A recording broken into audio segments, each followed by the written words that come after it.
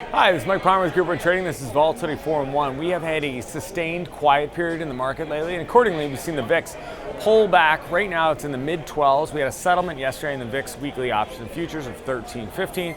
So we're looking at a really quiet period in the market. We actually have passed the idea of the Brexit situation happening on October 31st. That's now been pushed back. Perhaps we have some volatility in December 12th around that date for what would be an election in Britain, but it doesn't feel like there's any real catalyst on the horizon. And we do have a bunch of earnings, and that is affecting stocks on a micro level, but macro level, we're not really seeing a lot of volatility catalysts.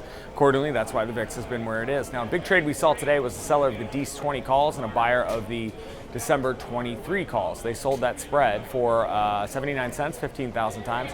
The idea there is they're essentially buying back the November 23s that they were short and selling more volatility in December. The idea being that we're going to stay quiet and we're not going to see a lot of movement in the VIX or the market at large between now and December expiration. As that decays, you would expect them to eventually buy back those DC20 calls. We'll see if that's exactly going to be the case, of course, but that is the idea, is that you're selling volatility because we are in a slow market and you think it's going to remain slow.